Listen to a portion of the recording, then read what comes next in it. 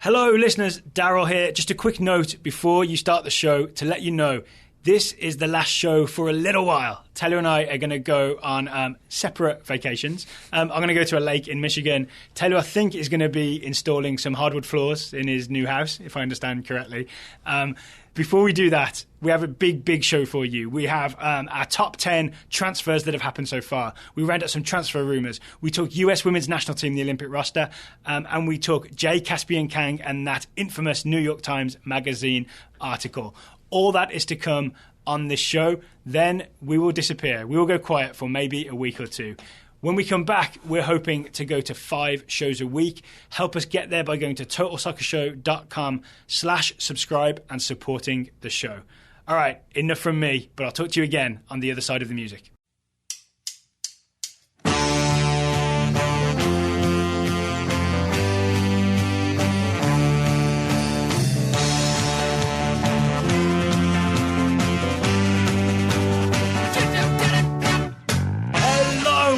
Welcome to the Total Soccer Show. I am Daryl Grove, and I'm joined by a man who breaks all the transfer fee records. It's Taylor Rockwell.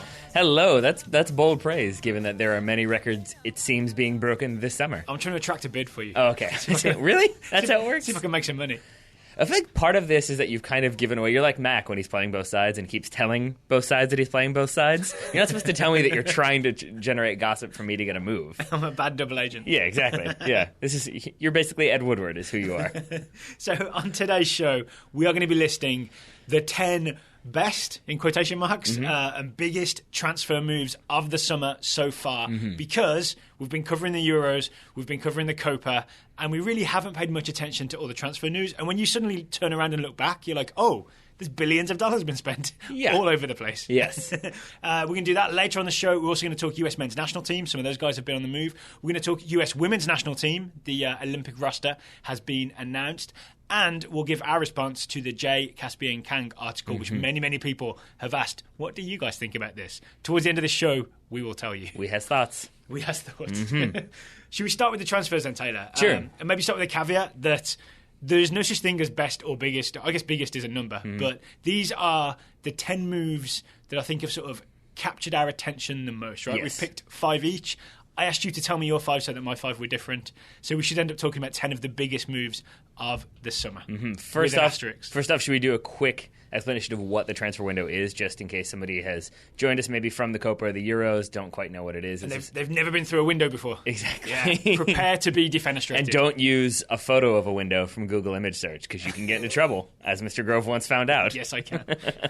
The very basic gist of it is that there's 2 periods in which clubs can sign new players, one in the summer, one in the winter. We are in the middle of the summer window. And if you're new to soccer, I would say, and this is just based on my experience on Twitter, imagine all the excitement when 2 basketball players were traded this summer. I can't remember who they were, but it was all over my Twitter feed. Yeah. The biggest one was Kevin Durant signing for a new team. So not even traded, but signing for a new club because he was a free agent. Yeah, whatever happened there, but imagine that times 10 billion. Yes, because every club is like making bids and making transfers and getting new players in. This is where teams strengthen for the coming season. That's why people get excited. And it's also worth noting, speaking of Kevin Durant, that what happened with him is very much the exception rather than the rule when it comes to the transfer window, as are trades. You don't usually have like a swap deal. It's usually Daryl plays for one club, I wanted to play for my club, I pay Daryl's club so that Daryl can come play for my club. Yeah. You're paying a bunch of money. £55 million is the fee for me. Or pence, whichever. Whichever. All right, Taylor, so I'm going to ask you to go first then. What's number one? Or, there's no order to this. What's your first one that you want to talk about? Your first transfer of the summer? I think the first one I want to talk about is Alvaro Morata moving from Juventus to Real Madrid, because it's kind of crazy. Because it's already happened in the opposite direction once before, right? It has, yeah. So Morata was with Real Madrid, was sold to Juventus. Juventus, I think, much to their chagrin nowadays, allowed for the buyback option, where basically if Morata's contract expired, or Madrid, I think, just had the rights to buy him back, essentially. Buyback option is just, it's literally a clause that says, we can buy him back for X number of dollars if we so choose. Exactly. And sometimes you have like right of first refusal. So like if you are the club that sold him when another club comes in to buy him. But in this situation, it was just we want him back when we want him back. And that's what Madrid have done. And there's a lot of speculation that Madrid wanted him back because they could then sell him on for more money. But it seems like they're going to keep Alvaro Morata within the fold. Has something changed there? Was it that they were going to sell him on somewhere else, but now they're keeping him? Like, did something happen with Benzema that's made them be like, actually, we'll just keep him and play him? I don't know. I Is it that he scored 3 goals at Euro 2016? That could be. It could also be just that potential looming transfer embargo that Madrid might be under for the next 2 windows. Yes. They might be trying to kind of shore up their strength and depth. They might be trying to get rid of some players and bring in new blood to keep them going when they can't sign players when and if they can't sign players for the next 2 windows. So Morata for 30 million euros is one of my big 5. Do you think when he went to Juventus as well, Juventus were like, they'll never buy him back for 30 million euros? That would be crazy. Yeah, I do think that. And then he started scoring goals and started scoring important Champions League goals against Real Madrid. I think Madrid kind of took notice there. And then really, if you look around at some of the other like huge like transfer names, strike targets, they're really expensive. And so by comparison, 30 million euros, strangely not that much for a player like Alvaro Morata. That leads me on to my first pick here. One of the most interesting transfers I saw, Granit Xhaka, the Swiss midfielder, from Borussia Mönchengladbach to Arsenal for 45 million euros. Yep. That is a crazy, crazy amount of money. And I think it's a reflection of the inflation that's happened pretty much in this transfer window that I think is pretty much caused by the, at least in this case, the TV deal in England. The new TV deal for Premier League teams is 8 billion over 3 years. That's just the UK money. Global money is thought to be something like 13 billion. So suddenly there is all kinds of money to spend, and that's why players like Granit Xhaka, who are excellent players, but they're not super duper stars, are now suddenly worth 45 million euros. Well, I think it's because of that. It's because there's so many new names in the Premier League, new managers, that there is so much overhaul going on. Even a club like Liverpool, it's Jurgen Klopp's like first summer window with Liverpool. So even he is trying to do the overhaul, the transition. Clubs out there know that Premier League teams have a lot of money, are looking for new players, so they kind of have all the power to say, like, no, we want this amount of money, and we're not letting him go. But I'm also excited that Arsenal have signed a player like Xhaka, and they've obviously, I would say, with all respect to him, overspent, but it's a player that they needed. Yeah. So now suddenly Arsenal, and I think you're right, they've seen other teams retooling, like Man City, Liverpool, Manchester United, Chelsea, they're all re-upping, so Arsenal have to up their game. But now they have that sort of all-around defensive midfielder who can play a bit, that they only had Coquelin last year, right? So they were relying on, he needs to be fit and needs to be in form, otherwise we're in trouble. Now they have also Granit Xhaka. They also have Mohamed El Neni. Remember they signed him towards the end of last season. I think suddenly Arsenal's midfield is absolutely stacked, and it makes Arsenal, to me, realistic title challengers. Yeah, That's why I think this move is exciting. It's famed last words, I think. But it is a strange situation with Arsenal because you also have Miguel Arteta leaving to join Pep Guardiola's coaching staff, which is strange. You have the whole drama with Thierry Henry. Have you been following that at all? Yeah, he was going to be an assistant coach on the U18 team, but Wenger said, you've got to give up your Sky Sports punditry. He was basically the replacement for Gary Neville, where he was paid £4 million a year. He is paid, He's paid for, because he said, well, actually, that job pays really well. I'm going to keep doing it. He said he worked for Arsenal for free, and Wenger said, no, you still have to make a decision. Yeah, because Wenger, as I understand it, didn't want the conflict between, like, you be talking about Arsenal players one day and then coming and coaching the youth team the next day, and there's a conflict of interest. Yeah, so it seems... I think Wenger's right. I think, basically, there's just too much money to turn down. Yeah, I think so. Yeah, so it's still like there's those weird little sideshows, but I think generally speaking, it's smart business from Arsenal to get the man early, because you also don't know when they signed him, it was before the Euros. You don't know, he could have had an amazing tournament. They could have waited, and all of a sudden there's 4 more clubs in for him. Turns out he didn't have such a great Euros, but he didn't damage his reputation anyway. Yeah. Right? Yes, that's true. He did better than his brother, put it that way. There we are. He's still the best Xhaka. I'm not sure he did, actually. Yeah, he did. Okay, yes, overall, yes. All right, who's your next player, Taylor? Your next move? Not just because I'm a Manchester United fan, but if I had to choose one player that Manchester United have signed this summer, I'm going to go with Henrikh Mkhitaryan from Borussia Dortmund for 42 million euros.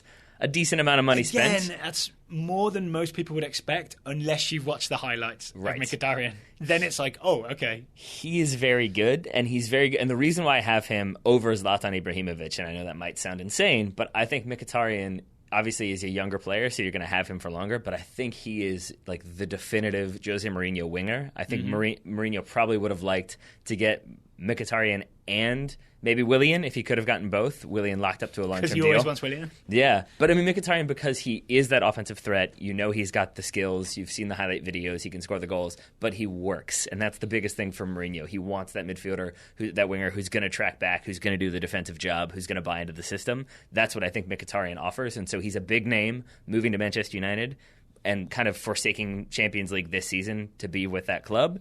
And he's going to do what Mourinho wants. And it kind of, I think, is symptomatic of Jose Mourinho going after the players he wants to fit his specific system. Have you noticed we've both quoted the price in euros when it's British teams paying the money? It's because the Reddit confirmed transfer page is in euros. Yeah. I thought maybe it was because the British pound has been on a bit of a slide. So these fees literally they reported at one time. Yeah. And then the amount that the selling team received is in euros because they're German teams in both cases, Mönchengladbach and Dortmund. So that fee remained the same, but the amount that the buying team paid in pounds has inflated because of the problems with the British pound. Yeah, exactly. So, no problem there because we're sticking with euros. But 42 million for Mkhitaryan, I think it's a good bit of business, and I think it's a good bit of business for Dortmund as well. But more on that in a bit. Well, since you mentioned Manchester United, I'm going to go with one I'm surprised you didn't go with. Yeah. Zlatan Ibrahimovic, free transfer from PSG to Manchester United. We've talked about this a little bit, but it is finally official. It is happening. Yeah. It is happened. It has happened. It's Zlatan at Manchester United. It is all the swagger walking back into Old Trafford. Or in this case, helicoptering in to Old Trafford. Yes. Helicoptering in a red and white helicopter. There's so many reasons to be interested in and excited about this move. Right? I know Zlatan is, 34. He's maybe not at his peak, but he did, for example, I read a thing that he broke all the power tests. He scored the highest ever on all the power tests in his Manchester United medical, which I assume it's one of those things like at the carnival where you just punch a bell and the thing goes up and it shows you how high it went. That could be. That's what Man United do, I think. I prefer to go with the Rocky IV training montage where it's just Drago running on the uphill treadmill, and it's basically Zlatan was vertical or horizontal. Yeah, exactly. Moments like that, and then he punches the bag, and it's you shouldn't be able to punch that hard. I honestly believe this, that after the sort of slow, dour football of the Louis van Gaal era, Manchester United really do just need that guy who's going to do crazy back heels and do something arrogant, stare at someone, even if it's only for one season, and then he maybe falls off because he hits 35, 36 and he can't quite do it. Even if it's just for one season, this is an exciting move because it injects that sort of swagger arrogance back into Manchester United. Yeah, and it also injects, if you are pro Manchester United, a distraction in a good way. As we saw whenever Sweden played. A celebrity? Well, no, but I mean on the pitch, whenever Sweden played in the Euros, there's so much focus on Zlatan because of who he is and how he plays and how he's very difficult to mark that it creates opportunities for the players around him. His Swedish teammates at the Euros this summer weren't able to really capitalize on that. I think Manchester United players will be able to. And so I think he kind of offers you both that presence on the pitch, but also the awareness that everyone's going to focus on him. There's other options available as a result. We shall see. We shall. Who's next on your list, Taylor? I'm going to go with Ousmane Dembele. Maybe a lesser-known player for right now. Borussia Dortmund? Yeah, exactly. Okay. From Stade Rennais in France for 15 million euros. I think that's a good bit of business for a 19-year-old who I think is going to be a big deal for Dortmund. So tell me about him. Where does he play? What does he do? So he's a midfielder. He's generally attacking midfielder or winger, and really has that creative spark. But it's kind of like what we saw maybe on the Renato Sanchez level at the Euros this summer, where he plays like he's older than he is, but I don't think Dembele makes some of those kind of errant passes, silly mistakes that Renato Sanchez does.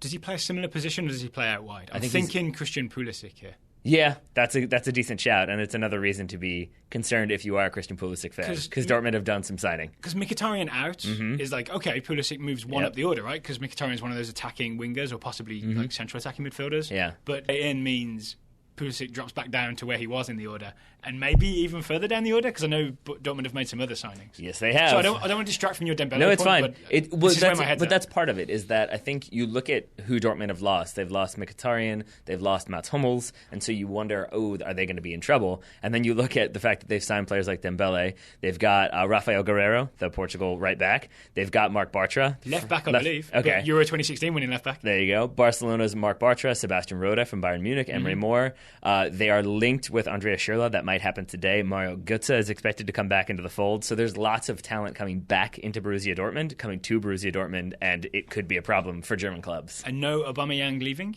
No Aubameyang leaving at this point. Wow. We shall see. We shall see what happens. They're also linked with, I think, Arda Turan, Sissoko, Moussa Sissoko, and also Marek Hamšík. We'll see if any of those happen, although Moussa Sissoko also might be happening today. That's Lots too of many rumors. players for one team. It's like nine transfers, I think. It's a lot to take in. But Dembele is the one you're excited about, at least for the purposes of this list. Yes, for the purpose of this list, if not for the purposes of supporting Christian Pulisic's prolonged and successful club career. So, moving on, I have also gone with some Jurgen Klopp-inspired signings. Oh, yeah? It's like a double. I've got Joel Matip, who Liverpool got on a free from Schalke, and Sadio Mane, who they paid, I think, £30 million. I'm not sure the exact fee, from Southampton. I'm excited about both of these because they are, as you mentioned earlier, Jurgen Klopp signings. This is, for the first time, Klopp having the chance to shape the Liverpool team in the image of what he wants, right? So Joel Matip, from what I understand, is a much faster defender than anyone who's there right now. Bit of a ball-playing defender. He's also a big guy. He seems to fill all those Jurgen Klopp sort of attributes, right? So I think Liverpool fans can be really excited that he's there. And then Sadio Mane, you think of him as he's probably going to play on the right wing, right? He's probably going to replace, I'm guessing, Adam Lallana, or at least compete with Adam Lallana for a spot on the right wing. You think how much faster and more aggressive Sadio Mane is than Adam Lallana, who's a bit more sort of, I don't know what the word is. He's not explosive. He's a bit silky smooth and kind of good at the pressing stuff that they do, but not explosive, aggressive, hunt you down kind of thing. And apparently this is a player, Mane, Klopp has been tracking him since 2012. It was a player who's thinking about bringing to Dortmund. Yeah. So I'm excited to see both of these guys play for Liverpool, but I'm also excited because they're Klopp players, and we can start really judging Jurgen Klopp. Is his whole gegenpress thing working at Liverpool? Now he has the players he wants. I am really curious to see what Liverpool's final roster looks like when the transfer window closes, because he has inherited this Liverpool team that has, I think, names that do not fit with what he wants to do, but names that are going to be somewhat difficult to move on, like Mario Balotelli. I saw a story from yesterday that he basically said Mario Balotelli needs to find a new club. Yep. He's with Liverpool right now, pre-season training. Klopp is not interested in having him play. Right. And then I know Klopp is thinking possibly about keeping Christian Benteke, but I think that's also because for what they paid, they're not going to be able to recoup much of that transfer fee. Was it Crystal Palace I saw were linked with Benteke? It's Crystal Palace. I think it's also West Ham might have been rumored as well. There's a lot of clubs rumored with him, but I think no one willing to meet Liverpool's asking price. So it'll be interesting to see how he clears things out. I think Kolo Touré has also departed. Martin Skrtel signed for Fenerbahce. Yeah. So it's going to be a very new look Liverpool, and we'll see what Jurgen Klopp does to fill in some more of those spaces. What else you got then? I have got Ilkay Gundogan. Moving from Borussia Dortmund, another one leaving Dortmund, moving to Manchester City. And it's interesting to me because it's sort of, I would say, representative of what Pep Guardiola has done with Man City so far. He signed players like Nolito. He's met that buyout clause. I think that was, £13 million or so, maybe 50 million euros. I can't remember which. It's not these crazy huge names that you would expect a club like Manchester City, who have that amount of money, to be splashing out. It's splashing out players that fit exactly what Pep Guardiola clearly is trying to do. Yep. Gundogan is one of those players. He's obviously seen him, probably paid very close attention to him playing for Dortmund while Pep was Bayern manager, right? Yes. So I'm with you. It's obviously a player that he likes and admires and exactly the type of player he wants. To the extent that he's still injured. That's why he wasn't with Germany at the Euros. Is that right? They're not sure if he will be back at all for the preseason. I think the most optimistic would be that he'll be back in late August. Okay. So he's going to miss time, but it's a player that I think Pep Guardiola, I think the way he sold Gundogan on moving to City was, I need a player like Ilkay Gundogan to come to Manchester City, is what he told him.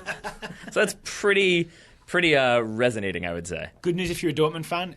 More minutes for Julian Weigl. Yes. Right? In the Total Soccer Scout Network. Sorry, I can't remember who's scouting Julian Weigl right now, but more minutes for Julian Weigl. Yes, and if you're a Manchester City fan, also worth noting that Bild are reporting today that Leroy Sané is also on his way to Manchester City. So, lots of exciting players coming into City, lots of big-name players coming into City, potentially. Speaking of bad news for England players, that's Raheem Sterling in trouble. If Leroy Sané comes, and now that Nolito's there, Nolito literally plays left attacking midfielder quite often, which is pretty much where Raheem Sterling's been playing. Yes. I weirdly like it. I like maybe Sterling has a fight on his hands for some Manchester City minutes. Yeah, and I think this was a trend that you picked up on, right? That some of these transfers really are very problematic for players like Raheem Sterling, for players like Adam Lallana, and for players potentially like Harry Kane. It's almost like you reached over the table and read my piece of paper, Taylor. Because up next, I mentioned an Arsenal transfer earlier. Got to weigh it out with a Spurs transfer. Vincent Janssen has signed from AZ for £22.1 million. Janssen is a striker, central striker, like really sort of not massively fast, but like fast enough. Faster than Harry Kane is what I'm getting at. And a really great finisher. I can't remember his goals total, but it was a good number of goals for AZ last year. He may have been top scorer in the Eredivisie. Pretty sure he was. So I'm excited for this for one reason, which is to see, can a player who scored many goals for AZ move to the Premier League and be successful, unlike Josie Altidore? If Janssen doesn't do it, then I sort of think no player should ever go from AZ to the Premier League again.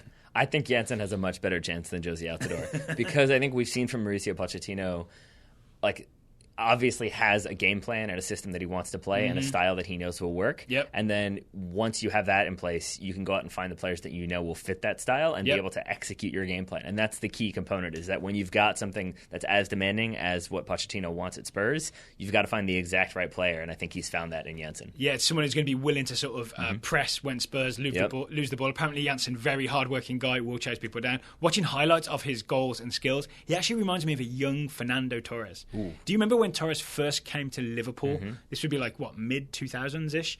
He came from Atletico Madrid, and it seemed to me like every time he got the ball in the box, he would find a way to get a really good quality shot at goal. Yes. You know what I'm saying? Like, he would receive it like in the right-hand corner, and he would like just drift to the left, turn to the right, open up, like do that separation thing that you always talk about, opening up space, and then would like fire a shot in. That's what I see Janssen doing. But again, for AZ. So we'll see, can he do it for Spurs? And is this some competition for Harry Kane, who had a terrible Euro 2016? Spurs play a one-striker system. Now they have two big-name strikers. Yep. We shall see. We shall see. Yes.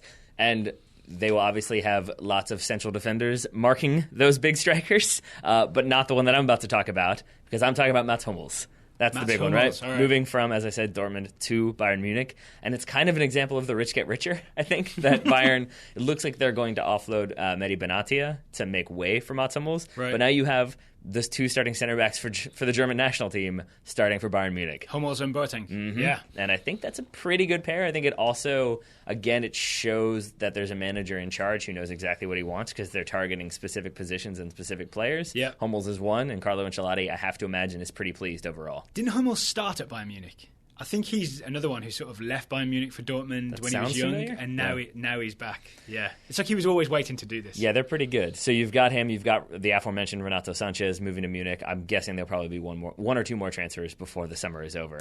But yeah, it's Mats Hummels, again, just because of how strong he is as a defender. And it's also, he said his goal is to win the Champions League, and I guess he felt like that was never going to happen at Dortmund. Can't happen at Munich, and that's what he wants to happen. Not with that attitude. Well, but maybe with Carlo Ancelotti. Speaking of Bayern Munich, the fifth guy on my list is Total Soccer Show Scouting Network member, scouted by Ian Lunderscoff, Pierre-Emile Højbjerg, who has gone from Bayern Munich to Southampton for 15 million euros or pounds. I'm not sure what we're going with here. I particularly like this because it's a very talented youngster who wasn't getting minutes at Bayern, was getting loaned out to Schalke and places like that, who is joining a team there's missing players. So Southampton lost Victor Wanyama, lost Graziano Pelle. Like, they were losing players. So it seems like Højbjerg is going to play, is going to start in the Premier League. So it won't be Bayern hogging all the good young players. It's a guy going out and getting to play for another team. Yeah. All right. So those are 5 each. Mr. Grove, do you have any other honorable mentions before we move on? Oh, one mention I forgot. Vincent Janssen came to my attention because Jake Pittman joined the Total Soccer Show Scouting Network and asked to scout him. So thank you, Jake. That was good timing. I got to watch some Janssen videos. Nice. There's a couple more that I wanted to talk about really quickly before we move on, if you don't mind. One, we talked about Zlatan Ibrahimovic's free transfer. Another big free transfer that has kind of gone under the radar is Ever Banega moving from Sevilla to Inter Milan. Yeah. Because he was so good for Sevilla in that Europa League run. Looked very good for Argentina at the Copas this summer. Yeah, he did. He was the summer of Ever. Mm-hmm. And this was a thing that happened before last season even began. He was told, we're not going to renew your contract. And it's crazy to me that nobody came in and tried to put in a bid. And I think a lot of teams are going to regret that now. So I think that's one that maybe deserves some attention. Also, Samuel Umtiti. French center back. He made my shortlist. Yeah, he's on here too. Yeah, moving from Lyon to Barcelona for 25 million euros. Kind of weird. He didn't really have an international profile until like 2 weeks ago. Yeah. And then he started in I don't know if he started in the quarters, but he definitely started the semis and the final for France, and had a really good game. So Yep. now suddenly I can easily see Umtiti starting for Barcelona. Yes. Maybe, right? Yep, I think yep, Mascherano's still there, but he's been linked with a move. Yes. Possibly to Juventus, I think was the thing I saw. Correct. One guy who did go to Juventus, Dani Mm-hmm. Alves has gone from Barcelona to Juventus on a free. So you'll see Dani Alves bombing down right wings in Italy this coming season. As has Miralem Pjanic. Juventus are just getting stronger. Obviously, they have lost Alvaro Morata. They will need to replace him. There are some rumors linking them today with Gonzalo Higuain for an absurd amount of money. So I'm guessing they will be going after a striker. Higuain does kind of fit that bill. So we shall see how Juventus continue to strengthen. So I think if you add up, you've done 5, I've done 5. That's our top 10. Yeah. And a few honorary mentions. We've got to talk about US men's national team players Sure. who've been on the move. What would you say is the biggest transfer for a US national team player over the summer? It's kind of sad because there's really only, I would say, 2 candidates. Okay. And it's either Bobby Wood or Emerson Hyndman. And I think it's probably Bobby Wood for me. What would you say? Yeah, but it's Bobby Wood. Right. Well, I don't know. Like Emerson Hyndman joins the Premier League. That's interesting. But let's talk about Bobby Wood first. Sure. I'll tell you this. It's the one I'm most excited about because Right. it's a guy who's actually playing for the US men's national team and has got a move from the second Bundesliga with Union Berlin, I believe he was at. You got it. Now he's with Hamburg for the gigantic fee of 3.5 million euros. Yeah, that's decent. That's a decent amount coming from Bundesliga 2 and signing a 4-year contract. He's 23, is Bobby Wood, had 17 goals in 30 matches last season. Will obviously hope to replicate that this season with, I would say, not as much competition as you would expect for a Bundesliga club. Well, I did some research. He's got some other guys who will be looking for that spot. So Right. last season, they've got 3 strikers who are there. Gregoric, Lasaga and Shiplak are all there from last season. There's also Altintaş, who's a young Turkish striker, has been there since 2015. And they've also got Zoltan Stiba. Do you remember Stiba? He scored for Hungary at Euro 2016. He was out on loan. He is now back. And they signed us another German forward, Luca Waldschmidt, from Frankfurt. This is true. So what I'm saying is, it's only 3.5 million euro fee. It's not like they paid big money and he's a guaranteed starter. I think if you're expecting Bobby Wood to walk into that team and be guaranteed 20 starts, that's not going to happen. Bobby Wood is going to have to earn a starting spot at Hamburg, which is exciting if he does it, but it's frustrating if you start seeing Bobby Wood on the bench every week or not in the matchday squad.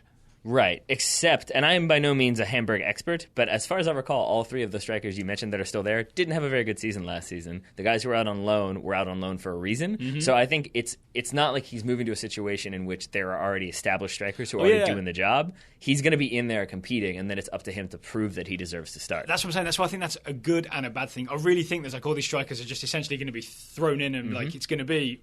Because Bobby Wood at least can play central or can play wide, right? He's got that going for him. But it is going to be like, all right, 2 or 3 of you are going to be our strikers.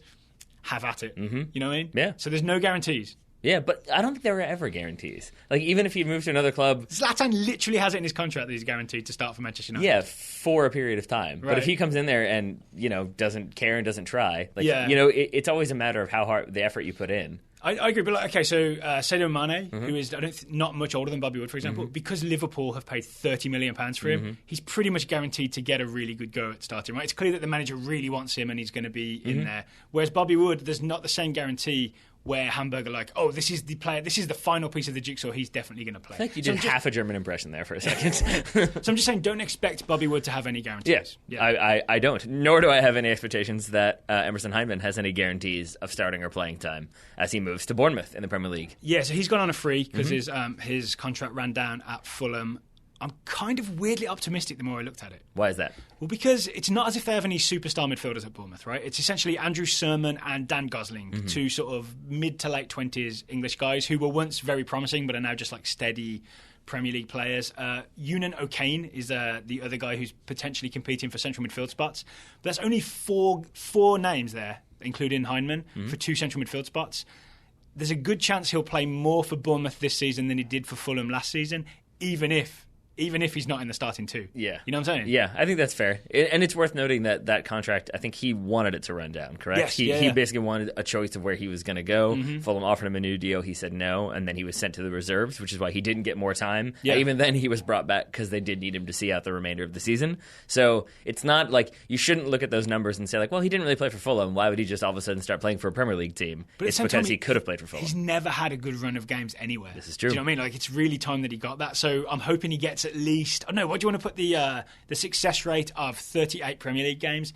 How many does Emerson Hyndman need to literally start in, so we rule out like 10-minute substitute appearances, for this to be deemed a success this year?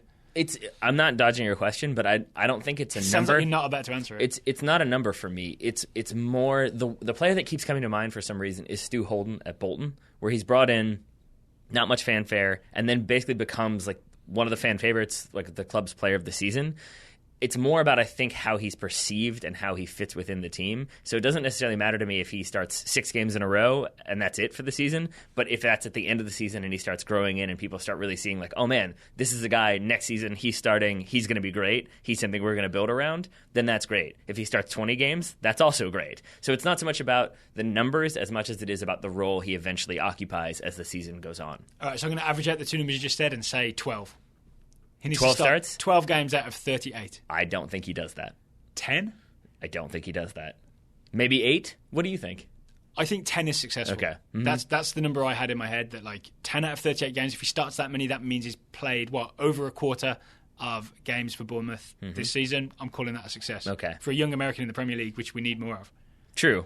I think you're going to be let down by the end of the season. But we'll see. We'll see. We'll revisit this in, May 2017, which sounds like the distant future. And it really does. Flying cars, but no, it's less than a year away.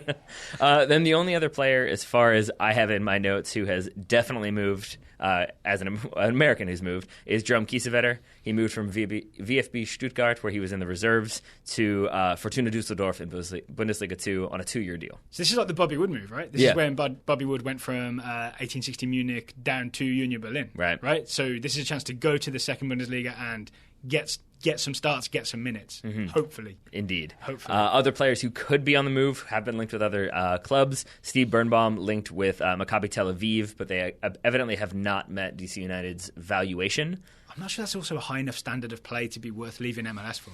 That's what some people have speculated. Right. The only thing would be, I think, that Maccabi Tel Aviv are in the Europa League, so you can make the argument that he gets European exposure and then maybe gets another move after that. But so's that Red Imps team that beat Celtic in the first leg, you know what I mean? This is true. They're not in the Europa League. They're in the Champions League qualifiers. Other players, Danny Williams linked with Swansea and Sunderland, also linked with Newcastle and Villa, so I think any of those could be decent moves for him. DeAndre Yedlin, we still don't know what's going to happen and could be very much influenced by whether or not Sam Allardyce gets the England job. Yeah, so the latest thing I read is that Sunderland are interested in buying DeAndre Yedlin, who is like, if he stays at Spurs, he's like 3rd or 4th choice right back, which is not a good place to be at, right? Right. Sunderland are not willing to meet the fee that Spurs want for a permanent transfer, so the obvious solution seems to be another loan deal. But that is because Sam Allardyce seems to like him and started him towards the end of the season when Sunderland came out of the relegation zone.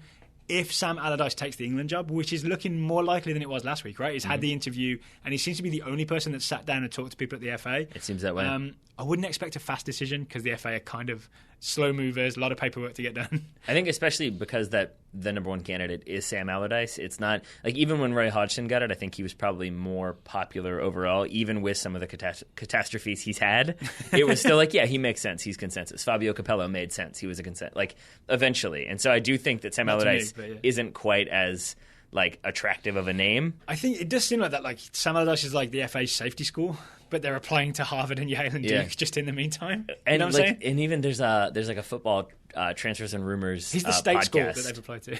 And they put out a poll that was like, they had 17,000 responses, I think, and it was split dead center, 50-50 in favor of Allardyce, 50 against. So really not quite the resounding approval that maybe the FA wants. So I do think you're right. It might take a little bit longer. I guess if you're a Yedlin fan, then the best thing to do is to hope that the FA takes long enough that Sam Allardyce gets this transfer rolling to the tipping point where it can't be undone. So the next coach gets a DeAndre Yedlin. And then you just got to hope the next coach likes DeAndre Yedlin. I don't mean to be a bummer while we're on the subject of DeAndre Yedlin. Do you know what Spurs are holding out for? Do you know the that? amount? No, I just read a thing that they wanted. I think it's £6 million.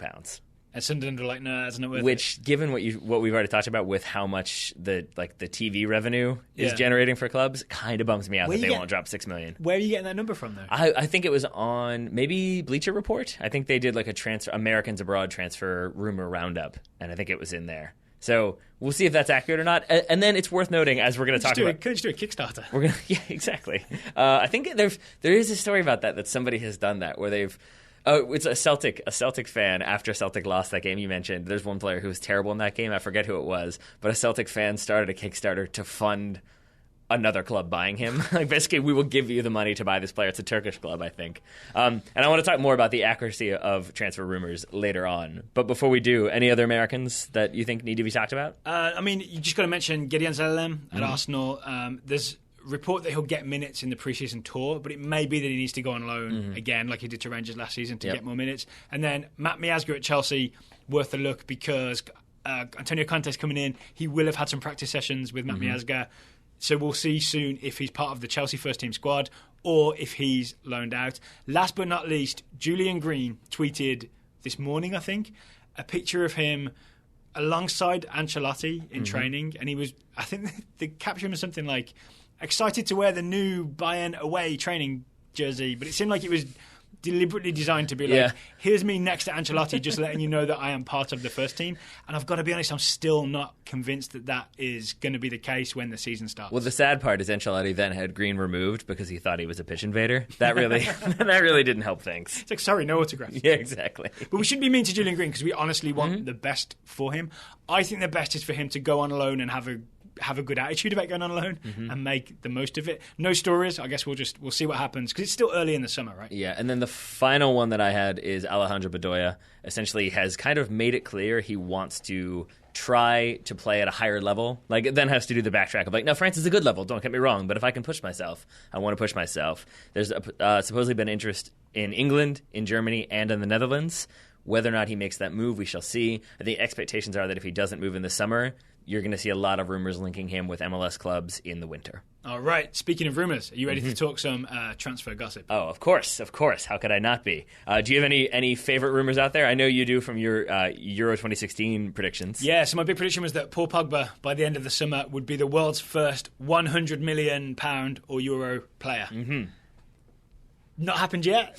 He's been linked with Manchester United, sort of with Real Madrid. They've ended their pursuit. He didn't quite have the blockbuster summer that I think maybe people were kind of expecting. I don't know if you can edit this out if this is talking out of school, but we went to visit the secret soccer shop owner yesterday, I believe, and he showed us some advertising material that Adidas had sent featuring Pogba very heavily. So I think they were kind of banking on Pogba's going to be this breakout summer star, and then we can start selling shoes off the back of him. Yeah. You know what I mean? Yeah. I think it's that, but I think he's also a very marketable player. Yeah. I mean, obviously, Leo Messi is still their number one. That's what I'm Adidas. saying. I think they're trying to push him into that category. You know? I think they're looking for one foot waggle against Mustafi is not quite enough to do it. But I think they want his image, basically. Yeah. It's more about the dyed hair, the huge physique, that he is like fashionable and goofy and does different stuff. And I think that's kind of what they're looking for, is this kind of new upstart branding image. Yeah. But I think you are right also that it definitely helps if he's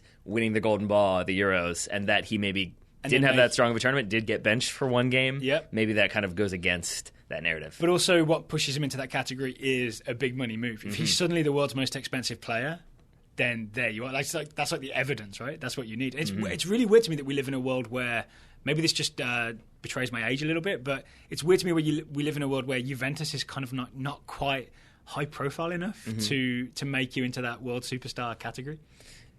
I would say it's a little bit of that, but it's more so maybe the decline of Serie A. Yeah, I think it is. If you still had a really strong, basically if both Milan clubs were still really strong, if you had Roma as they are, if you had Fiorentina and Napoli doing what they're doing, then all of a sudden it's a really tight Serie A with lots of big names, and it becomes an attractive destination again. I agree. Right now, it's Juventus winning everything consistently, and by the looks of it, will continue to do that this season. So, the other rumor I looked at was Stones to Man City. That's a thing that still keeps being rumoured.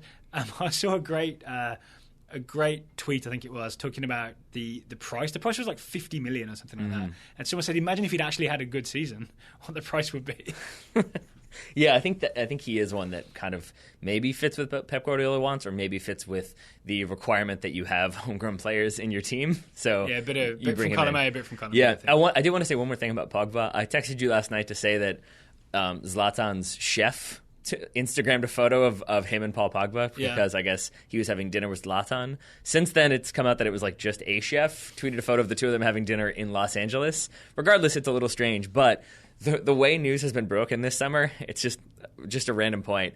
The Zlatan news was broken by Zlatan. He confirmed it on Instagram. Right, with just an image of the Manchester United crest and a smiley face. Or right. Yeah. The Mkhitaryan news was broken by the Manchester United club shop accidentally, where they put his jersey up for sale before they were supposed to. Right. And the Jose Mourinho news was officially broken because I think he appeared in a Jaguar advertisement. So if this transfer is broken by Zlatan Chef, it's a very strange summer for Manchester United. The other big rumors, the one that kind of persists is N'Golo Kante to Chelsea. Yeah. PSG were in there as well. That seems to have fallen off. But so far, Leicester have resisted those maybe offers here and there, and I think they've offered him like £100,000 a week or more to try to keep Conte in the fold. And the last one that I wanted to mention, because I know it comes close to your heart, Napoli throughout the summer have been linked with Axel Witsel, the Afro Belgian midfielder. It seems like that move has fallen through. And Napoli coach Maurizio Sarri was asked by a youth, basically, like, who do you prefer, Hector Herrera or Axel Witsel? To which the coach responded, Hector Herrera by a mile. So there's some speculation that deal fell through because Hector Herrera might be going to Napoli. Interesting. Mm-hmm. All right, Tyler, enough rumours, because you can't always trust them. But I do know that you've been looking into Yes, sir. which papers have the best accuracy rate with rumours. So, yeah, do you want best or worst? To start. Let's go best. But Okay. yeah, what's the most trustworthy? Okay, so which newspaper, if you had to guess, would you say of all the English and I say British newspapers? Are we including the BBC? No. Okay. Of all the British newspapers, who's the most trustworthy in terms of transfer rumours? Yes. Weirdly, none of them are actually trustworthy. I bet no one has better than a 50% rate. Not even Am I close. correct? Okay. So the highest would be the one that probably reports the least, which I'm going to say is the Telegraph. The Telegraph is third with 29.6%. The Guardian is first with 35.5% accuracy. The Guardian that Yes. said Gareth Bale was definitely going to Inter Milan? Yes. The worst would be That Metro. actually happened, by the way. Do you remember that? Yes, I do. Yeah. Metro is the worst with 13.8% That makes sense. accuracy. Because if you go... Do you know what the Metro is? It's a free daily newspaper that is given away to people as they're going onto public transport, right? So they are just trying to grab your attention for your 20-minute commute. So it's full of transfer rumours. The second best is Daily Record. Worth noting, they only Scottish, right? Yeah, they only have 605 total. So they got 210 of those correct. So they're at 34.7, but they tend to be a little bit more. It seems like consistent in what they're reporting. In terms of rumors per day, there's a lot. News of the World has 3.19. They're the top one. So 3 new rumors News of the every World single no longer day. exists. Oh, that's maybe then this is outdated then. Daily Mirror second, The People third, Daily Mail fourth, The Sun fifth. So it's Sun fifth. It's almost as though generating new rumors is a way to attract headlines and attract readers. Is that possible? That's exactly what it is. So it's basically saying that even the best newspaper when it comes to reporting transfer rumors is still 36% thereabouts. So it's 64% wrong. Yes. Yes. So basically, If you were handed a plate of food and were told there's a 64% chance that this is all out of date and it's going to kill you, you would not eat it. easy Dick Cheney. Why Dick Cheney? Oh, there's the possibly apocryphal story that that was how he had the conversation he had with George Bush about the threat of Saddam Hussein was, even if there was a 10% chance that this lettuce would kill you, would you eat that lettuce? I will say I'm disturbed by the amount of neoconservative backstory stories that you have. Hey, you read, you learn. Karl Rove's policies, Dick Cheney's metaphors. Oh, yeah, I'm in there. I'm in the inner circle. You didn't know that? Skull and Bones, even though I didn't go to Yale. If I look closer, I just see you in the background of all those, just thumbs up, those meetings. big Yeah. smiles. Yep, that's me. That's me. Yeah, so basically the rule of thumb with transfers is don't believe it until the player is holding up the jersey. That's what we and say, even right? then, there are outliers like John Obi Mikel. Or until Zlatan tweets it. Yes, or until Zlatan tweets it. Instagram, please. He would never be caught dead on Twitter. So later today, on today's show, we're going to talk US women's national team Olympic roster has been announced. We're going to give our quick take. We're also going to talk about the J. Caspian Kang article in New York Times Magazine. But first, Taylor, we have a sponsor on today's show, and that sponsor is Fuji. It is indeed. So please, Taylor, can you explain to people what Fuchi is? Sure. So Fuchi is an engineered rebounder. So essentially think of that as like we see them in other sports. If you play basketball, you might have the thing underneath the hoop where if the ball drops, it hits the rebounder, it bounces the ball back to you. So you can just get the ball right back, continue to practice free throws. Fuchi's the same thing, only it's continuing to practice your foot skills. Basically, you hit the ball into the net rebounds it, and you can juggle it, practice your chest, practice your thighs, or you can play against another team, or teammate rather, and see what happens. Yeah, because it's also a lawn game. Right. So basically, you can set the Fuchi rebounder up. You sort of you stake it into the ground. You pull the tension, what do you call them? The tension levers tight. So you got the nice tight net to bounce the ball off of. Then you can set up the court. Right. The court goes. What's it? I'm going to guess like 6 feet. Maybe farther, 10 feet. I'd say farther than that, yeah. Okay, so 10 feet in front of the net and slightly to the side. So then you play against each other, and it's like squash. You bounce the ball off the rebounder, land it in the court. It can bounce once. Then your opponent, because that's what you were, has to return the ball. And you play a game. It's called a Fuchi battle, and you play first to 5. There we are. We've done it twice now. For I think both times longer than we thought we would, because it does become sort of addictive. Also, for like how little it seems like you're moving, very tiring because it requires you have 100 degrees Fahrenheit. But it's also you have to be sharp the whole time. I mean, if you're playing seriously competitively, like it does. It's not like soccer where you can't have those moments of like, oh, the ball's on the other side of the field. I can get into my position, but I can just kind of monitor the proceedings. In Fuchi, you can monitor proceedings for about a half second until the ball's hit, and then it's on you. So now that we've played a couple of times for extended periods of time, Taylor and I both have our top tips that we've learned about playing a Fuchi battle. I've got 3. You have 3? I do. Okay, so give me your first one, Taylor. Number 1, I think we've both experienced this. I think you might have written it in the text of the last YouTube video. Take your time serving. Because it can be so tempting to get the ball back into play that you maybe sometimes don't look at the net and remember exactly where it is. Or you might misgauge how much pressure, and then you either hit it over or you hit it short, and there's nothing worse than hitting your serve short. Misunderestimate how much pressure. There it is. If you want to see Taylor versus Daryl, the Fuchi battle, I'll put a link. Oh, sorry, Taylor, you're editing today. We'll put a link to the video in the show notes. You can also find it on YouTube, youtube.com/Total Soccer Show. You'll see our Fuchi battle. You'll see my serve, which goes under the net, not where it's supposed to go. What about you? What's your first tip? My first tip is on your toes. Yep. It's a basic soccer tip, but it's also a very helpful Fuchi tip. The key to this is you've got to react to where your opponent plays the ball. You've got to be able to move quickly left, right, forwards, backwards.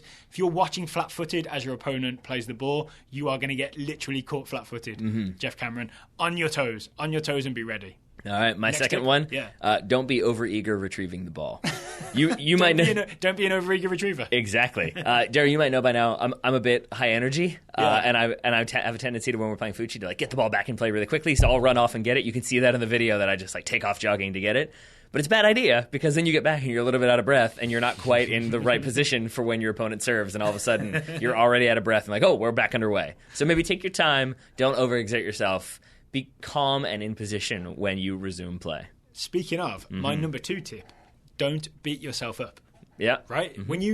So sometimes it can be frustrating to lose a point in any game where it's like mano a mano, right? Where it's like if it's table tennis or 1v1 basketball, which obviously I play a lot of, both those sports, or Fuchi, if you lose a point, the best thing to do is brush it off, get on with the next game. Yep. Right? I like it. Because if you're like yelling at yourself or jumping up and down, you're gonna be worse on the next go round. Yep, I agree. And I think in terms of being worse on the next go round, that's why it's better to not be too clever, which is my third one. Being too clever can spell your doom. Basically, be Hulk, don't be Loki. You can have this whole elaborate plan for everything you're trying to do, and then, spoiler alert, Hulk smash Loki. That's what it is, right? Like I saw that in watching the most recent video of me. It's like I'm trying to juggle and then adjust to like where I'm going to put the ball to try to throw you off, and then you generally would just hit the ball right back, and then I'd have to scramble to get the ball back in possession under control so I could do it again. So sometimes it probably just makes more sense just to play. Just have fun and make it work. That's my third tip is don't think too much. Have one go-to shape or like one go-to move that you trust. Yeah. Right? Like if I've like got comfortable with a very simple in-step side foot volley to hit the net at mid-range, which is not a good shot or a bad shot, it's just a return shot. If you've got one go-to all the time, you can pull that out whenever you're in trouble. There right? we You are. can overthink it and you can volley it when you have the time to do it. Yeah. If you just need to do it fast to return the ball, have your one shape that you can go to. Yeah, and I really respected that for you. It was a flying back heel was your one go-to move. You went for it every single time. Somehow that didn't make the cut on the video. Or did it? Go to youtube.com/TotalSoccerShow to find out. Or Spoiler, it didn't. go ahead and get your own Fuji Rebounder if you want to know what we're talking about and put our tips into practice. How can they do that, Mr. Grove? So if you go to Fuji.com, spelt FUTCHI.com, you can use promo code Total Soccer, all one word, all lowercase. You will get 15% off the price that regular people have to pay because you're a Total Soccer Show There we go. listener. Worth mentioning that Fuji is not just Fuji Battle, right? You don't have to have a weird, hyper-competitive game against your co-host or friend. Or There we both. go. Some Yeah. people have co-hosts and friends the same. You can also be used just as a rebounder to just basically get lots of touches. There we are. It's good for kids, I would say, to just get lots of touches, do Brazilians, as we call them, right? Yep. Or as Brazilians call them. What do Brazilians call them? Us, I think. Yes. Our thing. Yes, our thing. Exactly. Exactly. I believe, isn't that Cosa Nostra? Yes, that is Cosa Nostra as well, yes. So you don't get involved in that. Go to Fuji.com, use promo code Total Soccer for 15% off. There we are. Should we move on to the U.S. Olympic roster, which has been made official? It has. So Jill Ellis has announced the US Olympic roster. There are 18 names on it, and there are no surprises. No, there really Right? aren't. Yeah. Maybe Megan Rapinoe was injured. She had, knee surgery in December, so that was maybe a little unclear whether she would make it. Carly Lloyd has come back from a recent injury, but they're such big names and such key players. It just makes sense that they make the final roster. The other maybe big names missing out would be Amy Rodriguez and Sydney Leroux. Both of them, I think Amy Rodriguez just had a baby. Sydney Leroux is just about to have a baby or may already have. She's about to give birth to the world's most promising soccer player. Yeah, so they will not be there. Then obviously retirements after the World Cup win last summer means that there were roster spots available, but this roster is only 18 players, so it was a tighter selection process. Well, weirdly, it made sense, right? Because if you look at the number of strikers that were available, forwards especially, that were available at one point for the US Women's National Team, you add the players that made the roster, right? Crystal Dunn didn't make the World Cup roster. She did make the Olympic roster. Alex Morgan, Kristen Press, Mallory Pugh has made this roster. We'll talk more about her later. Then you add on to that Abby Wambach, Sydney Leroux, Amy Rodriguez. Abby Wambach's retired, obviously. If all those players had been available, an 18-person roster would have been terrible to choose, right? It would have been impossible. But in the end, these four made sense. You'll notice that if you look at the full roster, you have a list of alternates for each position. Forwards is the only one that has no list of alternates. It seems like these four were sort of, this is who we're going Jill with. Ellis knows what she wants to do. Well, absolutely, yeah. And then you don't have to worry about trying to fit in too many people, if that makes sense. Yeah. And so, if anything, it's basically a team that won the World Cup and really, I don't think has that many concerns, if any concerns at all. You don't look to it and say, like a lot of times, even Abby Wambach retiring and some of those big name players not being there, it seems like they have a lot of young, exciting players who are very much capable of deputizing. So I think if you were writing the World Cup preview, or the Olympic preview, excuse me, you would have to really struggle to find a vulnerability or weakness. Yeah, because say, for example, Abby Wambach was the most experienced player who leads the line. She's retired. Now, Alex Morgan, even though she's younger than Abby Wambach, she is now the most experienced forward. She's a World Cup winner. She can lead the line. And there's even, weirdly, some of the same questions going into the World Cup are now hanging over this team. Remember you had Lauren Holiday was a forward who's ended up playing defensive midfielder. Same thing with Lindsay Horan. She was a forward. She is now playing deep line midfielder. You know what I mean? It's really the team has been similarly copied over to this roster. And then the defense is literally the same. It's the same back four.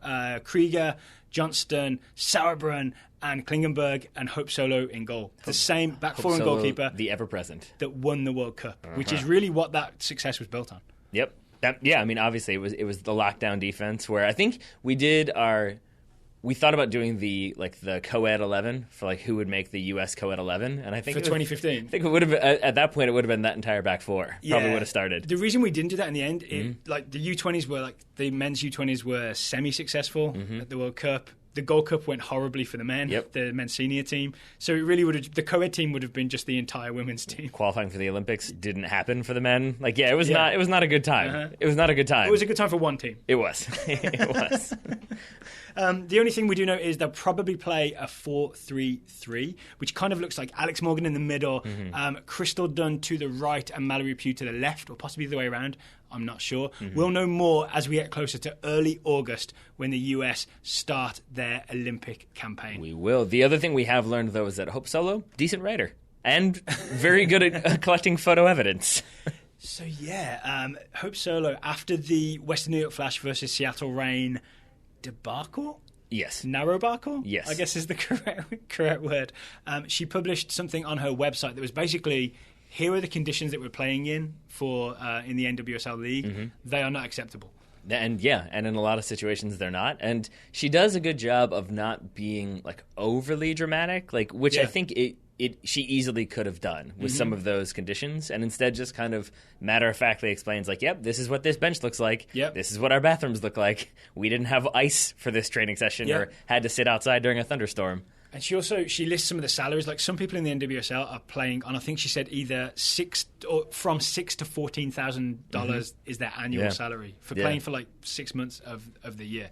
The one thing that really stuck out to me is some of these problems are financial, right? And they sort of can't be fixed unless there's a massive new income stream to NWSL. But some of the problems are also matters of respect. Right. Like, so I was thinking more about that Western New York Flash game and that narrow field. There's a financial problem where there's not a great big stadium that Western New York Flash have that they can take ownership of, and they can push out that TLC concept and say, no, we're big, we got money, you can't come here. But there was a situation where they could have said, it is unacceptable to play on this narrow field. We're just not doing it. This game is going to be rescheduled. Right. You know what I'm saying? So we can't change the financial parameters, but you can change the parameters of what is deemed respectful and acceptable. Yeah, that makes complete sense to me. And so if people want to read that article, they can go to Hope Solo's website. I believe that's where she's posted it. I'm going to guess it's hopesolo.com. That seems like a safe bet. If it's not, then she's done it wrong. Yes. It's actually Solo Hope, which is weird. Which kind of makes sense for her. She's our one hope when it comes to goalkeeper. I like that one. Speaking of things that went wrong, yes, we've got to talk about Jay Caspian-Kang's article, The Dark Side of American Soccer Culture, which was published, I think, this past weekend in New York Times Magazine. We have had so many people tweet, email, and direct message us to say, hey guys, like, what is going on with this article? Can you please talk about it? I guess, should we first sort of explain exactly what's going on in this article? Sure. So it's called The Dark Side of American Soccer Culture. Jay Caspian-Kang basically starts with detailing a march to the match with Seattle Sounders fans, I think specifically with the Emerald City supporters group. And he basically draws a line between MLS, or American soccer culture, how it's sort of inspired by European soccer culture. Then he sort of details some basically racist incidents. Like, do you remember the Chelsea fans not letting the black guy on the Paris metro and singing, we're racist and that's the way we like it.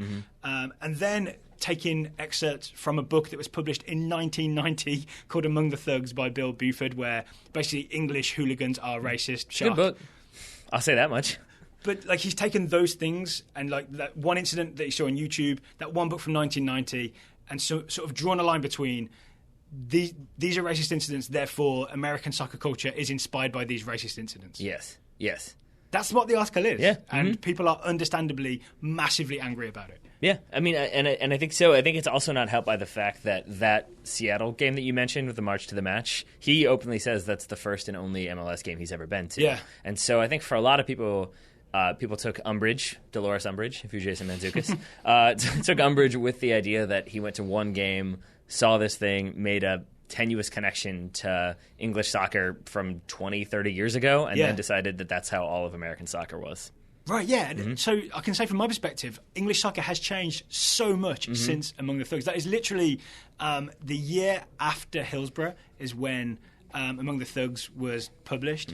And like that was the beginning of the big change, the Taylor Report and all the changes that happened in English soccer culture, to the point now where it is like it's not completely not racist, but it is far less racist and a much more welcoming environment on so many levels. Yeah. So to take that as evidence for Seattle fans in 2016 and what they're inspired by it's not acceptable to draw that line. Well, and what also isn't acceptable in my mind is like I hesitate to say this because I don't want to be arrested for slander. That's how it works. You get arrested nowadays and thrown into the slander prisons. But I feel like Jay Caspian-Kang really didn't do that much research, because if he had gone to another Seattle game, he would have seen them having Pride Week and Pride Day, where Brad Evans wears a rainbow armband and they awarded the key, like a gold jersey, to the mayor. Like it just seems like he kind of was looking for specific incidents, and the stuff that he did find he made fit into what he was trying to argue, rather than say like.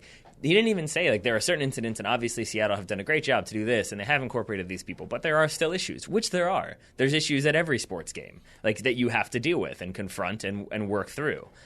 And I just don't think that he did a good enough job of kind of drawing that line, and instead painted with too broad of a brush. I think, to me, the problem is that there is a thing that's worth talking about, which is that American soccer culture is inspired by European soccer culture, like some from England, some from Italy, some from like flares and capos, and from various places.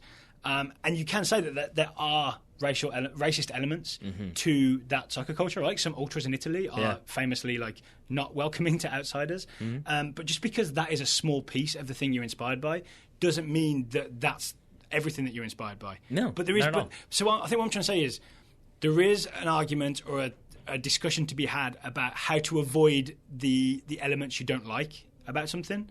While being inspired by it. But that's not what this article does. Right? I agree with that completely. I think that's why when I order a burger, I say no pickle, please, because I know it comes with pickle, but I don't want it. So you just remove the thing you don't want. But I think there's also a discussion to be had about ways in which people cross the line without even realizing it. Because I think that there are chants, or even just the way people talk, that can be offensive. And I'm not saying that we all have to like have the PC police, but like you know that there are certain chants that maybe you've just done, that it's something that your group has always sung, but it might offend people, and you might not know it because your group is of like a strong demographic in one direction, and that is a legitimate band? What? The boy band? Yes, exactly, One Direction. No, but there are conversations to be had about that, about how being more multicultural can help you to understand other people's perspectives and be like, oh, wow, I can see how that would be frustrating. Yeah. I can see if you're a woman, how, like, people saying, oh, you're drinking Coors Light. What are you, a girl? Like, that can be offensive. It can be frustrating, and it can be exclusionary. That's a conversation to have. But to say, like, these people are racist, and therefore these people are racist too, it removes that entire conversation, because it becomes this whole big thing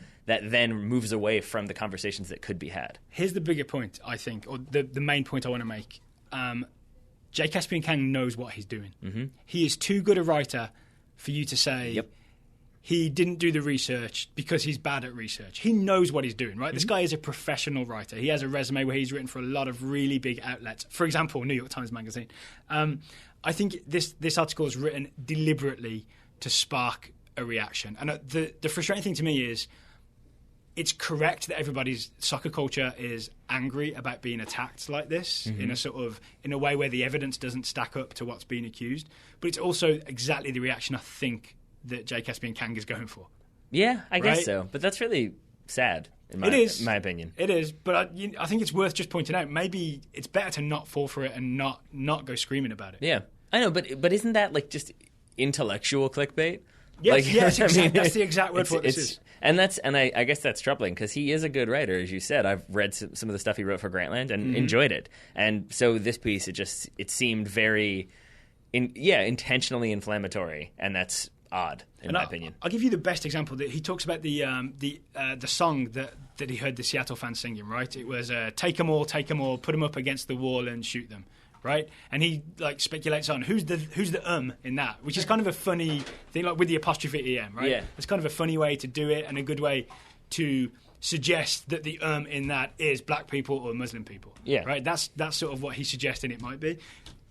It's quite easy to go and do the research, find out that that's a song by an English band called Cock Sparrer, called Take 'em All, and the people they're suggesting they put up against the wall and shoot are record executives because Cock Sparrer got screwed over on a record deal. Yeah. Right? I did that research in 2 minutes. I'm sure Jay Caspian-Kang could do that research. He didn't want to because he wanted to be able to use it to make a good rhetorical point. So well done to him. Question mark? Yeah, right?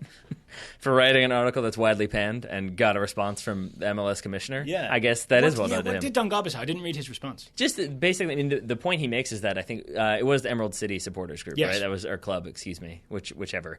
He makes the point that, like, Jay Caspian King interviewed them. He interviewed their leaders. He talked to lots of people. None of those quotes made the article. Because he didn't get anything he was looking for. Right, exactly. Right? Yeah. And just that basically to focus on like specific incidents that don't relate to Major League Soccer and then say they do, and then to discredit all of the other things that Major League Soccer has done to incorporate different people, pointing out that I think they have a very large Spanish audience in terms of attendance and in terms of TV figures, that Major League Soccer is, I think, the only major sport in the United States that's broadcast in English and Spanish. It has a broadcast contract with a Spanish-language TV network. And there's again, a reason. There is a discussion to be had about how Spanish-speaking people are included or not in MLS and in MLS supporters groups. This is not the way to do it, by just making broad accusations. I feel like we've given this more than enough attention than it deserves. Yeah, Is that fair? I think so. Here's maybe the one thing to keep in mind is that if you're an American soccer fan, this feels like a big deal to you, right? Remember, Jay Caspian Kang writes this as a sort of, I think, a monthly column for New York Times Magazine. It's called On Sport. So he basically just he just chooses a sport to write about every month. Like, for example, last month's was literally called How Golf Makes You Confront Your Mortality. Right? That's another like intellectual clickbait headline, the same as the dark side of American soccer culture. The first line of the golf article, golf is deceitful among all things. You know what I mean? Okay. So just be aware that this is deliberately sensationalist stuff, and it's going to be about a different sport every month or so, and that probably Jay Caspian Kang just does this, thinks, yeah, that's going to grab attention, and then he moves on to the next thing. Yep. You know what I'm saying? So let's move on to the next thing ourselves. Okay. The next thing here is the Total Soccer Show Scouting Network. Explain what that is, Mr. Grove, So for those who don't know. We ask people to support the show. We ask people to go to totalsoccershow.com/subscribe. When you subscribe, we give you the option to be assigned a young, exciting player to keep an eye on. Yeah, which we means do. just follow the news, follow if they score any goals, send us a quick email, let us know what they're up to. We did some scouting reports a couple shows ago. We have, 5 or 6 new scouting reports to deliver. We got 5, 2 about players we've already talked about in this show. All right. Since last Ben Crago wrote, Lindsey Horan has been busy in April. Horan scored a game winner for Portland, who traded away Alex Morgan to sign her. I forgot about that they got rid of Alex Morgan so Lindsey Horan could come into the fold. Horan was then called up to the U.S. women's national team in June and was named to the Olympic squad in July. Similarly, we have a report from Juan Carlos Salas. Juan reports that Mallory Pugh is also going to the Olympics. Pugh is the second youngest women's soccer Olympian behind Cindy Parlow, who went to the 96 Games. If Mallory scores, she'll be the youngest women's player to do so ever, because Parlow didn't get a goal in 96. Pugh is also the only non-professional on the US women's national team. But maybe not for long. I read a story today that Mallory Pugh has deferred her enrollment at UCLA until January 2017. If she has a lights-out Olympics, surely there's a chance that there's like a big contract going to be put in front of her. Yeah. Right? Yeah, I mean, I think so. There's a less cynical version of this where Mallory Pugh has done this just because it takes a lot out of you to go and play soccer at the Olympics. Maybe you want a little rest before you go to college. Yeah, and start that your could college be. career. But it could also just be to keep her options open, which I think is the smart thing to do. Also, if you're just going to college, like, you don't need a rest for 4 months. The Olympics will be over at the end of August. Like, some colleges don't even start until September. So I think the idea would be that maybe she's taking time off to weigh her options and maybe not have to deal with the eligibility issues because soccer is a fall sport. Okay. That would be my assumption. On another note, moving away from the women's national team, Ed DeHoratius awarded Federico Bernardeschi Italy's Golden Pom Pom Award. I did not realize what that was, and I Googled it before I realized that he's basically just saying he was the golden cheerleader, as in he didn't play very much. He awarded him that for his performances or lack thereof at Euro 2016. Bernardeschi started one game in the tournament and was subbed off after 60 minutes. Bernardeschi is now linked with Inter, but Fiorentina is loath to part with him because he is a homegrown player. Lastly, and this is my favorite part, Ed says his parents just got back from Italy a few weeks ago and grabbed a Bernardeschi jersey for his youngest son, who now wears his Florentine purple frequently and proudly. Lovely. So he better not move. That'd be a huge bummer. Or maybe the grandparents can just go Yeah, shopping for head on the back. jersey. Yeah. Another report, Jeff Markman says that Jeff Rene, is that how I'm pronouncing that? Jeff Rene Adelaide. Sure. Or JRA, as Jeff calls him. That's much easier. Or the Jeff is apparently the other nickname he has. Is that right? Apparently. Well, the Jeff was one of the youth teamers called into Arsenal's pre-season training camp. So JRA was spotted wearing the number 20 shirt, or the Jeff was spotted wearing the number 20 shirt, Please. Meaning he might have been promoted to the senior team and could feature in the team's tour of the USA. Jeff Markman, please let us know. Mm-hmm. We have two the Jeffs, the Jeff Markman and the Jeff Rene Adelaide. Last report regards Rafik Zeknini. He's appeared in 14 to 15 matches for Odd in the Norwegian Tippelagen. Ron Conger reports that Zeknini pounced on a poor clearance to score the winner against Vålerenga, a result which keeps his team, Odd, 3 points off top spot in Norway. Is Zeknini the guy who made Mats Hummels swear? Yes, I believe so. I also pronounce Tippeligaen that way because I have Norwegian cousins, and we have gone over this for way too long about how to properly pronounce that league. That can't have been it. It's not. I go way comical over the top, but it's because I'm sure they're not at all insulted by no, that. but I mean they laugh. But it is kind of like Norwegian, Icelandic, Swedish. They tend to have that kind of like poetic flow to them that makes it very fun to try to recreate, and probably very insulting for the people who speak that language. What did you leave out the Danes? Because I've never heard Danish, to be honest. Right. I mean, I've heard Danish, but I can't say that I have any more familiarity with it. I thought you had beef with Denmark. No, yeah, exactly. King of Denmark, man. He killed his stepdad. I don't know how I feel about that anymore. That was the Prince of Denmark, I suppose. It was. He killed the King of Denmark. He did. And then let Norway take over. It's trouble.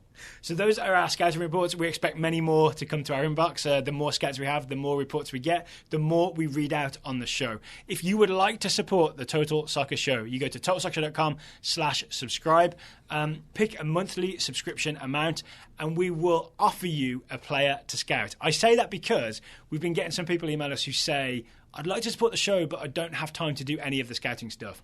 That is fine with us. It is. There is an option box you can fill in. Just write in "no scout, please" or whatever, and we will not assign you a scout. We should have sent them a made-up player. And then if they do choose to write a report, they can just make it up. Like, oh, we won the Ballon d'Or today for the 13th time in a row. This week. Yeah.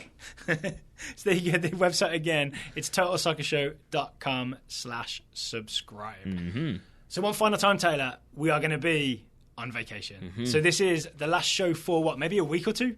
Yeah, it seems very strange. Yeah. It already seems strange to not see you every day.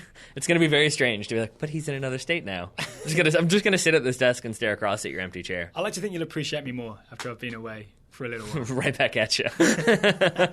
But no, really, I'm just going to sit in this dark office and stare at your empty chair for the next 2 weeks. And the big thing we're trying to get to, when vacation ends, when we come back, what we want to do is take the Total Soccer Show 5 days a week. So we can publish a show every single day of the week covering all the latest news, all the latest transfer rumours, all the latest goals, everything that's happened, if we can get to 5 days a week. To do that, we need people to support the show and subscribe. We are close, we're within touching distance, but we're not quite there. We can't do it unless it's viable, otherwise we'll get kicked out of the places we live in. And not by our wives, by Yes. banks and landlords. Creditors as well. Yeah. But that's not happening just yet. So yeah, help us get to 5 days a week.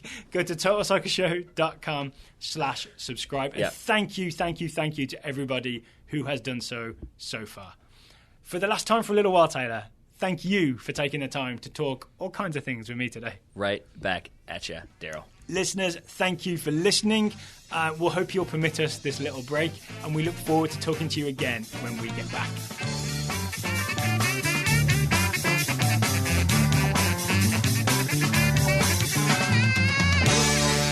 You gotta slash